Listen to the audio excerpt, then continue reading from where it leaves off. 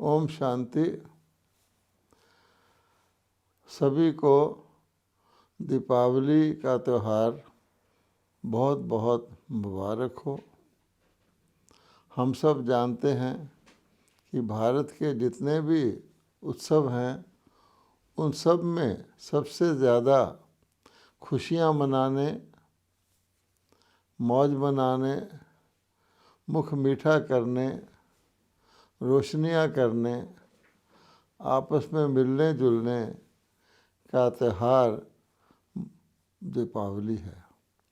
चाहे कोई गरीब हो या अमीर हो, ये जो दीपावली के 3-4 दिन होते हैं उसमें हर व्यक्ति एक नई प्रकार के उमंग में आ जाता है। उसके जीवन में खुशी कई प्रकार से आती है और इस त्यौहार पर जो भी हमारी प्रथाएं चली आती हैं वो भी नवीनता की प्रतीक हैं। हम जानते हैं कि दीपावली के दिन व्यक्ति नए वस्त्र पहनते हैं, घर में रंग रोगन नई पुताई करवाते हैं, सफ़ेदी करवाते हैं, सफाई करते हैं। फिर साथ साथ ये भी रस्म है कि कोई न कोई नया बर्तन खरीदा जाए। ये भी दिवाली के दिन ख़ास तौर पे लोग करते हैं। और इसके अलावा मिठाइयाँ खाना, आपस में गले मिलना, एक दूसरे को मुबारक कहना, साथ साथ नृत्य, गीत, संगीत, फिर देवियों की ख़ास तौर पर श्री लक्ष्मी जी की पूजा करना, अनेक प्रकार की बातें इसमें हैं। लेकिन अगर हम मुख्यतः देखेंगे तो ये एक नवीनीकरण का यानी नवीनता का प्रतीक है कि हर चीज़ इसमें नई दर्शाई जाती है।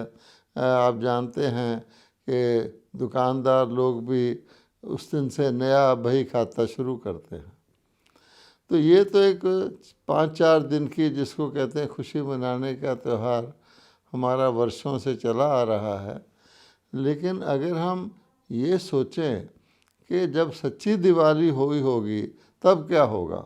दिवाली कोई 1-2-4 दिन का उत्सव नहीं है, ये एक खास प्रतीकात्मक स्मारक हम मनाते हैं। लेकिन जब सच्ची दिवाली होती है उस समय तो कोई दिवाली मनाने की, इस प्रकार की प्रथाएं करने की, दीपक जगाने की इत्यादि इत्यादि बातें नहीं होती हैं। वो तो कहा जाता है कि सारे के सारा समाज, सारे के सारा भारत, तो क्या कहें सारी दुनिया ही एक प्रकार से सुखमय हो जाती है। दीपावली सुख समृद्धि का यादगार है, इसीलिए लक्ष्मी को धन की देवी मान करके वो दिवाली के दिन आवाहन करते हैं। और सुख का जो चिन्ह है कि नए वस्त्र पहनना, हर चीज़ नई नई देखना, खुशियाँ मनाना, मिठाइयाँ खाना। अब वो दिवाली कौन लाता है, क्योंकि ये दिवाली तो फिर भी हम मनुष्य आत्माएँ मनाते हैं। गरीब लोग अपने ढंग से मनाते हैं, अमीर लोग अपने ढंग से मनाते हैं।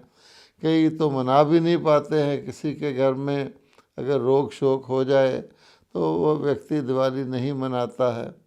लेकिन जब सच्ची दिवाली होती है उस समय तो ना कोई रोग शोक होता है, ना कोई अकाल मृत्यु होता है, ना कोई दुखद घटना होती है।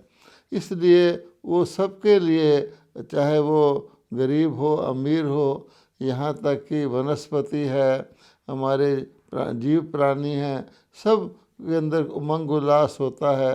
और वो युग ही दूसरा होता है जिसका थोड़ा थोड़ा गायन हमारा आज तक चला आता है कि वो भारत जहाँ पर दूध और घी की नदियाँ बहती थी, शेर और गाय जैसे जानवर भी एक घाट पर जल पीते थे, सोने की चिड़िया कहलाता था।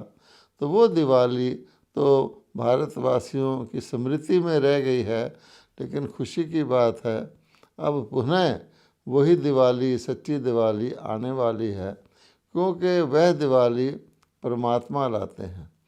भगवत गीता में साफ साफ भगवान ने कहा है कि जब दुनिया के अंदर पाप बढ़ जाता है, दुख शांति बढ़ जाता है, हर प्रकार की हिंसा अत्याचार, दुराचार, अनाचार, पापाचार, भ्रष्टाचार चारों तरफ फैल जाता है, मनुष्य चरित्रहीन हो जाते हैं, उस समय परमात्मा आकर के इस नरक तुल्य विश्व को मैं पुनः सत्युगी स्वर्ग बनाता हूँ।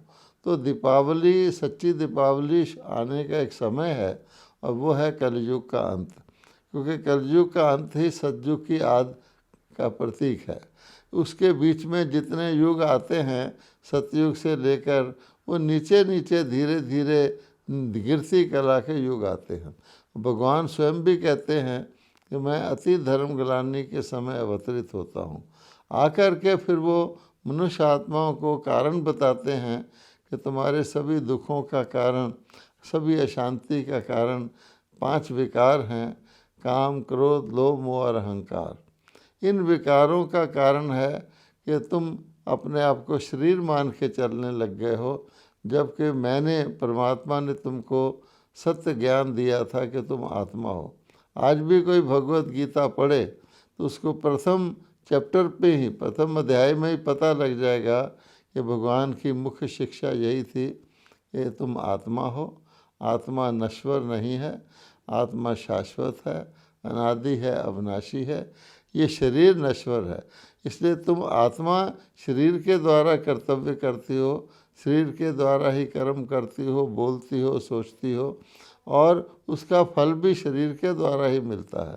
तो जब तुम अपने आप को आत्मा समझते हो तो तुम्हारा दृष्टिकोण एक जन्म की बजाय जन्म जन्मांतर के लिए जीवन यात्रा तुम्हारी बुद्धि में रहती है, और तुम कर्मों में श्रेष्ठता लाते हो, क्योंकि जैसा कर्म करते हो वैसा ही तुमको फल मिलता है, वैसा ही शरीर मिलता है, वैसा ही विश्व मिलता है। तो वर्तमान समय अति धर्म ग्लानि का हम देख रहे हैं। दुनिया विनाश के कगार पर खड़ी है। परमाणु शस्त्रों के प्रयोग होने की बात रोज़ होनी शुरू हो गई है, और ये परमाणु शस्त्र जिसको हम मिसाइल्स कहते हैं, यही वो शास्त्रों में वर्णित मूसल हैं, जिसका वर्णन है कि यादवों ने अपने पेट से मूसल तैयार किए थे, जिससे उन्होंने अपने कुल का यानी मानव जाति का पूरा विनाश कर लिया था। वो चिन्ह हम देख रहे हैं। तो दूसरी ओर परमात्मा सच्ची दिवाली अर्थात नई सतयुगी दुनिया की पुनर्स्थापना करवा रहे हैं। परमात्मा का एक ही भगवानोवाच है कि हे बच्चे, अपने आप को आत्मा समझो और सदा अपने मन में शुभ ही शुभ सोचो, क्योंकि आप मन में शुभ सोचोगे तो दिवाली, शुभ दिवाली तो तभी आ सकती है। और दूसरे बात भगवान कहते हैं, दूसरों के लिए भी हमेशा शुभ ही सोचो और हमेशा देने की भावना रखो, लेने की भावना नहीं रखो, क्योंकि जो देवता हैं वो देने की भावना रखते हैं। तुम देने की भावना रखोगे, शुभम लाभम आप ही हो जाएगा। और दूसरी बात कि अपने आप को 5 विकारों से बचा कर रखना है। काम विकार अर्थात विषय भोग, क्रोध, लोभ, इनसे बचना है, और उसके लिए अपने को आत्मा समझकर परमात्मा कहते हैं मुझे याद करोगे तो मैं तुम्हें शक्ति दूंगा। सार में सच्ची दिवाली आ रही है, पर अगर हमें उस नए सतयुग में जाना है, उसके लिए हमें पवित्र बनना है, योगी बनना है। ओम शांति।